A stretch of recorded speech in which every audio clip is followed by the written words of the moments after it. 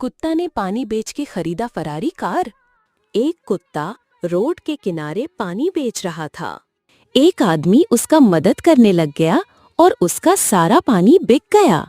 उसका बंदर दोस्त मजाक बना रहे थे, लेकिन कुत्ता हार नहीं माना। एक दिन उनके दादाजी ने किसी से 5 करोड़ रुपया भिजवाया। फिर कुत्ता ने 5 करोड़ की फरारी खरीद लिया